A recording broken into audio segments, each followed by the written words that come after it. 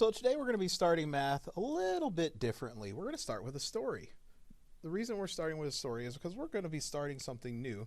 We're going to start what's called a new unit. So each unit has chapters, and so we've so far done 6 chapters, right? 1, 2, 3, 4, 5, 6 chapters.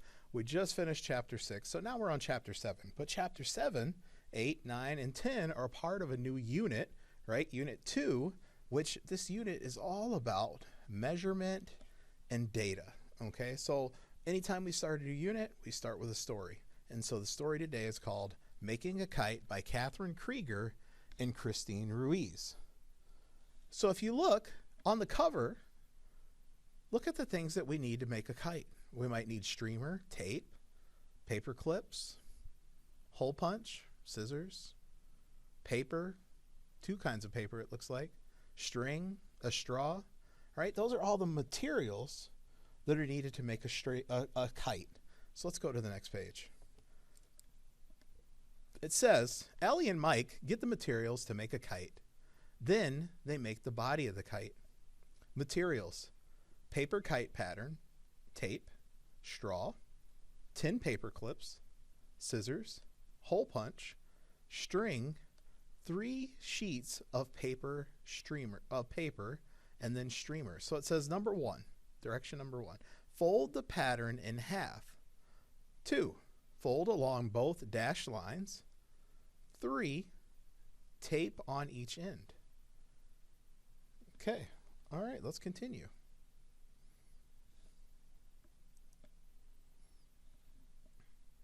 Mike does not want the front of the kite to bend too much, so he uses a straw to make the kite stronger.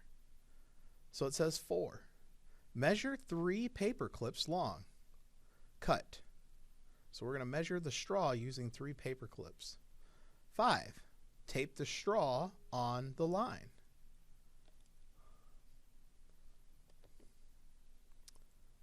The kite must have a string for Ellie or Mike to hold it. If the kite does not have a string, it will blow away. Ellie will tie the string onto the kite. So you can see that she's doing that in the picture, and it says 6. Punch 1 hole. 7. Measure 3 paper lengths of string. Cut. So you can see in the picture here that she's measuring using these pieces of paper to measure enough string. Number 8. Put the string through the hole and tie it. A tail will help the kite fly straight. Mike measures streamer paper and will tape it to the kite. Then the kite will be finished. So let's see, number 9, it says measure 10 paper clip lengths of streamer paper, cut.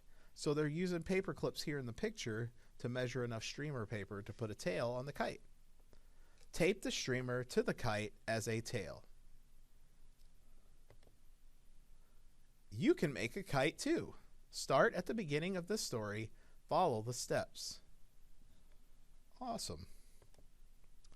So it says write about the story. Draw and write a story about making a kite. Explain how to measure the parts of the kite in your story. So we're going to go ahead and we're going to skip this page, but we are going to do the next page. It says, what is the length? Estimate the length of each straw, then measure the length of each straw using small paper clips. So number 1, it says estimate. About blank paper clips long. So how long is this? About how many paper clips? If we pretended we put paper clips in a line, how many paper clips would it take to get from here to here? So write how many. Actually, I take that back. Write it right here, the estimate. Then it says measure about how many paper clips long. So if you have a paper clip, you can try this. If not, no big deal. So, but the big thing is I want you to estimate. Estimate about how many paper clips long. So how many to get from here to here? How many paper clips do you think it might take? Write your answer right here.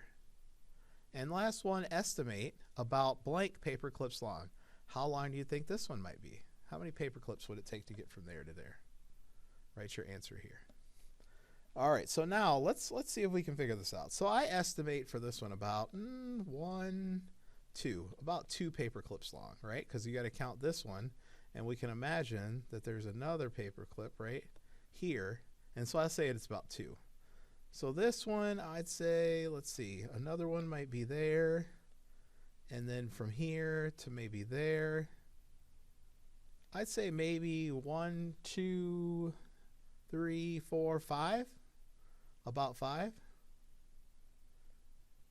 Or I'd say about 5, which should go here. This one would be if we actually measured it with a paper clip. Estimate about how many paper clips long. So let's see. Let's make an estimate. So we got 1 already. 2, 3, maybe about 4. 1, 2, 3, 4. Maybe about 4 paper clips long. That'd be my guess. All right, let's continue. And so this page should look familiar, right? This is the page we usually see when we first start. So this is the page for the new chapter. And this is a sundial. Okay, it says, curious about math. A sundial shows the time using the position of the sun. It has numbers around it like a clock face. What numbers are on the clock face or on a clock face? So if you think about a clock, what numbers do you see when you look at a clock? 1, 2, 3, 4, 5, 6, 7, 8, 9, 10, 11, and 12. That's right. So a cool place to see a sundial is at the MSU Children's Garden. So if you've ever been there before, where they have the big xylophone that you can step on and make music, they have a big sundial there if you've ever wanted to see one and try to tell time using it. So I'm going to give you some cool facts about sundials. So a sundial was the first invented timepiece. As the sun's position in the sky changes during the day, the position of the shadow on a sundial changes too. We can use the position of the shadow to help us tell time. Some sundials, like the one that's shown in the picture, have Roman numerals that show the hours from 1 to 12. All right, let's continue. So a little bit of time history on that one there. Show what you know. So you always have this page. I give you the directions. You got to do it on your own. Can't ask your parents for help. I want to know what you know. I don't want to know what your parents know, right? When our parents help us, it doesn't help us become more independent and better learners, does it? We gotta try it on our own. All right, so it says, number 1, write the number that is just before, between, or just after. So what's the missing number that goes here on the number line? Number 2, same thing. What's the missing number? So pause your video, do number 1 and 2. Number 3, count by 5s, write how many in all. So each one of these, what do they call these? Paint holders, I guess? I can't think of what they're called. Each one has 5. Write your counting by 5s here on the line, okay? Right? So if you're counting by 5s, what number are you going to start with? You're going to start with 5. So the first number you write is 5, and then put a comma between each number that you say when you count these. Then write how many in all. For this one, you're going to count by 10. So each group, right, because 5 plus 5 is 10, these are like, what do we call them? Tens frames. So there's 10, there's 10, 10, 10, and 10. So same thing, you'll start by writing 10 and then a comma, and then write the numbers you say when you count those, and then write how many in all right here. So pause your video, do number 3 and number 4. And for the last two, it says write the time shown on the clock. So you've got, we do these in our morning work, so there's analog clocks, write the digital time on the clock. So the one thing that's not on there that you need are the little colon between the hours and the minutes. Okay, so go ahead and do number 5 and 6. Pause your video. And I'm going to guess that you're probably ready to continue now if you've unpaused your video. So let's build a little bit of vocabulary. Okay, so our review words are I read, you read, count, pattern, count on, and it says visualize it, fill in the graphic organizer, show ways to count on. So I'm going to make this bigger so we can see. And it says count on by ones, 7, 8, 9, 10, 11. So let's go ahead and trace that.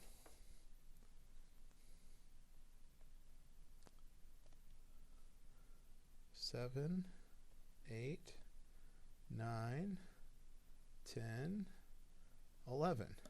Now you're going to count on by ones again, and how about this time we have you start at 2. So write, let's see, 5 numbers. So 1, or actually I should say 4 more. 2, 3, 4. You don't have to write the blanks, just the commas. Okay, and then for this one, I'm going to have you count by fives and show me 2 ways to count by fives. And for each way that you count by fives, I want you to write 5 digits. So 5 numbers that you would say if you count by fives. Same thing for this one. What 5 numbers could you say if you counted by 5? So they got to be different, right? Can't use the same ones. Just like that. Pause your video and do those. For this bottom part, it says write the missing numbers in each counting pattern. So for this counting pattern, you're going to count by ones. For this one, you're going to count by fives. And this one, you're going to count by tens. So go ahead and pause your video and do numbers 1, 2, and 3. All right, so here's your answers. Count by ones. So 41, 42, 43, 44, 45, 46, 47.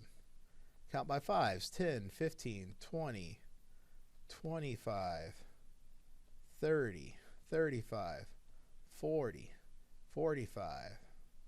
Then this last one we're going to count by 10. So 20, 30, 40, 50, 60, 70, 80, 90.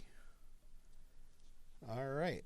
Let's see. Let's go to the next page. All right. So it says you get a new game. You get to play a new game. So let's see. So if you notice real quick, I had to make a change to our game board because I need a spinner. So you can play this at home. You can use probably like 2 different kind of coins, or you could do like a penny, 1 heads, 1 tails. You can play this with a parent. Okay, here's how it goes. It says you need some type of a token to use as game pieces, and you need a spinner. So you can use this spinner if you put a pencil point right here, hold your pencil straight up, and then put a paper clip on the end. You can use that as your spinner. Parents can probably explain how that works to you. Okay, so it says number 1, spin the pointer on the spinner for your starting number. Put your cube on that number. So I'm going to spin my spinner, and I'm going to be red. So I'm going to start on 5. Okay, and then my partner, which is you guys, you're going to spin the spinner. And it says you guys are also going to start on 5. So I'm going to put it right above. Okay, so it says spin the pointer, count on by that number 2 times. Take turns. The first player to get to 100 wins. So red went first, so red spins again. So I got to move 5 2 times. So from 5 to 10 is 5, right? So 1, 5, and then another 5 would be 15, right? Because it said spin the pointer, count on by that number 2 times. Okay, so now you guys are on 5. I'm going to move you down now, and I'm going to spin. Maybe you guys will get a 10. You guys got a 10. All right, so you guys got to move by 10 2 times. So remember, I can just go down. Anytime you go down, that's 10. So I got to do that twice. So 10, 20, right? Because 10 plus 10 equals 20. And then we'll do one more turn. So I'm going to spin again for red. And so 5 2 times. So 5, right? And then another 5 would put us on the same spot. So we're tied. Now you guys spin. So you get 2 5s. So 5, 30. Another 5 is 35. And that's how you play 5 and 10 count. So give it some practice. Have fun with it. It's a fun game to help you count by 5s and 10s. All right, but in the meantime, let's get to the next page. So some of the vocab that we're going to be working on is listed here. This unit we're going to be, or this chapter, we'll be working on AM, the cent sign, decimal point, dime, dollar, dollar sign, hour, and midnight are some words that we're going to learn more about as we go. And let's see. And then also minute, nickel, noon, penny, PM, quarter, and quarter past, which is a time word. All right, so I'm going to skip ahead to here. This is the last assignment you have for today. It's called The Right Way, right? We do one of these every chapter. It says choose one idea, Write about it in the space below. This is not optional. You're going to be turning this page in. It says write and draw to explain the following amount as if you were talking to a young child.